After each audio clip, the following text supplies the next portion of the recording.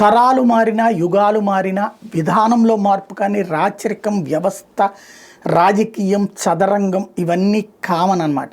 పేర్లు మారతాయి, పాత్రలు మారతాయి, అంతే తేడా.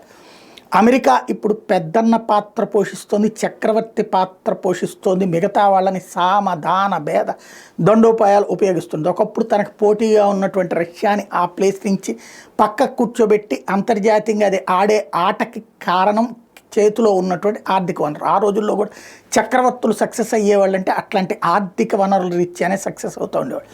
ఇప్పుడు వీళ్ళు కోరుకున్నది జరగాలి, జరగకపోతే ఏం చేస్తారనడానికి సాక్ష్యం ఏదైతే ఉక్రెయిన్ రష్యా వారి దగ్గర చూసాం, అట్లాగే ఇజ్రాయెల్ పాలస్తీనా వారి దగ్గర చూసాం. అదే సందర్భంలో మెక్సికోని ట్రంప్ వెంటాడాడు, వేటాడాడు, చివరికి మెక్సికోకి గోడలు కట్టాడు, మెక్సికోకి వెనక్కి పంపిస్తున్నాడు. ఇదే సందర్భంలో చివరికి ట్రంప్ దెబ్బకి భయపడి మెక్సికో సెనెట్ తాజాగా అమెరికాకి క్లియరెన్స్ ఇచ్చింది. ఏంటది? ఆ మెక్సికోలో ఉన్నటువంటి ప్లేస్, ఒక ప్లేస్ని అమెరికా కోరింది. అక్కడ 7th స్పెషల్ ఫోర్సెస్ గ్రూప్ ఏర్పాటు చేస్తారట. దీన్ని అక్కడ అనుమతించాలి అన్నటువంటిది అక్కడ ప్లేస్. అంటే అమెరికన్ స్థావరం మెక్సికోలో ఏర్పాటు చేయడం.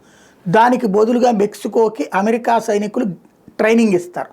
ఈ ఒప్పందానికి సచ్చినట్టు ఇప్పుడు మెక్సికో ప్రభుత్వం ఒప్పుకోవాల్సి వచ్చింది.